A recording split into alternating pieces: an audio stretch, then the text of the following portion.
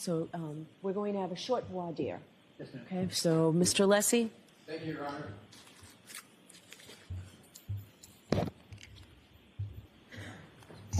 Thank you.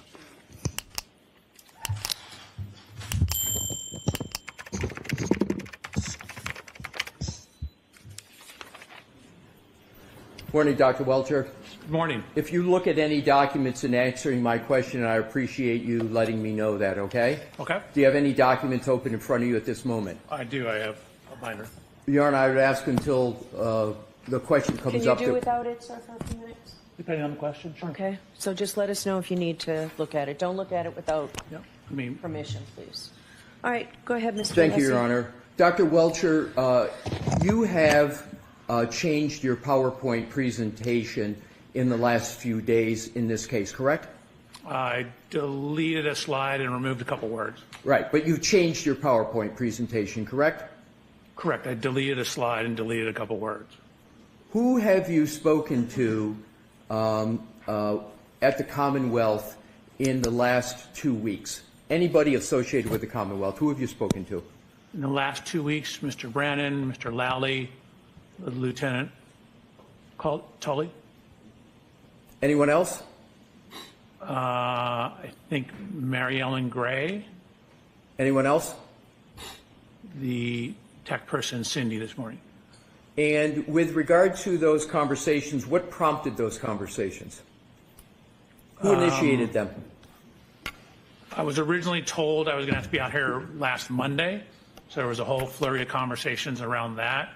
I was initially told I may have to give all my rebuttal testimony on a whole huge data set I had received. I'm sorry to interrupt you, sir. My question was simply because we have a limited amount of time. Who initiated the conversations? Oh, there were multiple conversations. How many? I have no idea. More than 10? I'm sorry? More than 10? Probably not. All right. What did you discuss with? You understand it's no longer Detective Lieutenant Tully. It's, as I understand, it's Lieutenant Tully. Did you have You said you had conversations with him, correct? Correct. When was the first conversation? How many? And what are the nature of those conversations? Are you limiting it to the last 10 days or in total in my life? Within the last 2 weeks. Last 2 weeks. I believe it was when I got here on Saturday night. I informed them I had landed, and then Sunday morning, he gave me a ride over to the district attorney's office. And what did you discuss from when you? Did you have any discussions with Lieutenant Tully before Saturday? Within the last 2 weeks? Not to my knowledge. What did you discuss with Lieutenant Tully? Topics. Give me a time frame. I keep saying the last 2 weeks. That's the time frame I'm looking all at. the conversations I had with him? Yes. Can you have somebody pick me up at the hotel? I'm talking substantive, sir, about your outline, your PowerPoint presentation. Topics of what discussions about the topics in your PowerPoint presentation? I had no discussions with him about the topics in my PowerPoint presentation. Who did you have discussions with from the Commonwealth about the topics in your PowerPoint presentation? Mr. Brannon and Mr. Lally. Describe those conversations and how many you had, including the first one that you had. Well, I originally submitted my presentation with my original report way back, I believe, in January. Right. I'm asking for conversations within the last 2 weeks. Okay, the question wasn't clear. Then on Sunday, we just went through top to bottom through my presentation. Mr. Brannon wanted to make sure he understood everything in it. And then I met with Mr. Brannon again on Sunday. We ran through it briefly again. And then that was largely it. Who suggested the changes to your presentation? Mr. Brannon. Mr. Brennan suggested the changes that you make. He indicated some of the things, for example, the slide I deleted referenced testimony that I was not allowed to include on a slide. Were there any discussions with anybody from the prosecution team about the changes with regard to the what I will call the Dighton route, the Dighton distance, and the total mileage? Do you know which slide I'm referring to, sir? I do, yes. who initiated the discussion on the changes to that slide? So that slide was changed, I don't know, probably 8 or 10 days ago. Oh, it was changed 8 or 10 days ago. Correct. Were there any changes made from 8 or 10 days ago to what's now in your presentation? Not beyond what we talked about. Oh, okay. So 10 days ago, those changes were made. 8 to 10 days ago. I could actually probably figure out exactly when, if you like.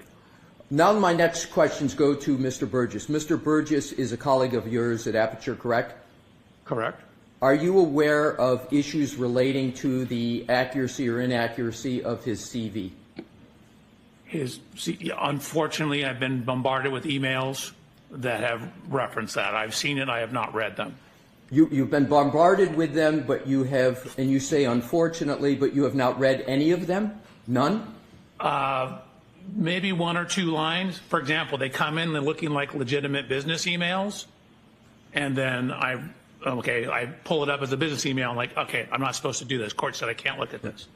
Now, I want to go back to your slide presentation. I understand that you intend, subject to our objections at the court's ruling, you intend to present testimony with regard to your PowerPoint where you are going to elaborate on your 1231-38 to 1231-43 trigger 1162-2, and you're going to add to what has been in your presentation a verbal discussion with regard to Mr. Burgess's change that he made in his May 8th report with regard to the variance time window. Do I have that correct? No, you don't. It's not based upon a verbal discussion. It's based upon his report. Okay, so you're going to make, you propose, what you're intending to do is you want to add the change from Mr. Burgess's May 8th report to what you're going to testify to on your PowerPoint. Do I have that correct? That is correct. And the only reason you're going to testify with regard to altering the 1231-38 to 1231-43 window is because of what Mr. Burgess has done on May 8th. Is that correct? It's better data, so I'm altering it and correcting it with better data that I've received from Mr. Burgess. Right, but my point is, if it weren't for Mr. Burgess's change, you wouldn't be making any changes in your testimony, correct? It's only because of what Mr. Burgess did on May 8th. Is that correct?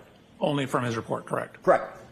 So, and you understand, sir, that that change has significant effects on the very issues in this case with regard to the timeline and the collision you allege occurred, and comparing it to human volitional conduct of Mr. O'Keefe with regard to his manipulation of the phone. You understand the consequences of that change, do you, sir? I do. I would disagree with your assertion that it's consequential. Again, my original data, which is in my PowerPoint and has not changed, that data is still there. The timing was extremely close within the error of the measurements, which Mr. Burgess ultimately showed in his subsequent report that was within the variance associated with those timing devices. I understand, but my point, sir, and I want to understand if I have it correct, is that is going to move the time that you assert the 1162-2 trigger occurred, correct? Correct. And you would agree that's a substantial change given the issues in this case when seconds matter, or do you think it's an insignificant change? I wouldn't say it's insignificant. Again, I haven't modified my PowerPoint at all. I was happy with the data I had and satisfied with the data I had. Again, once presented as engineer would with better data, we use better data. It brings it, I'm sorry. It brings it, let him finish. Yeah. it brings it closer in time to Ian Whiffin's last contact point data. But even if we don't have that, given what I knew about the variance in the cell phones, my time was still within that window anyway. Sir, you've just answered my question, which is Good. You agree that it affects the timeline in the activity of Mr. Whiffin's report. You said brings it closer. Did I have your words correctly? Correct. What I was concerned about was your word about significant change. It brings it closer. It doesn't necessarily bring it significantly closer. My original timeline was very close, within the range of the accuracy of those types of cell phones, infotainment system data. So even if I didn't have Mr. Burgess's subsequent report, the data is still within that time window. Sir, isn't it a fact that with the variance of Mr. Burgess that you're now you want to testify to, that there is a change because your 1162.2 trigger 1231.38 to 1231.43, you know that there's a device lock event on the phone of Mr. O'Keefe after that time period. You understand that, correct? So again, there's a window of plus minus on that. Technically, those timestamps on that are, as you indicated, again, it's literally, I wrote that on my slide. It includes my slide where I have that exact comment.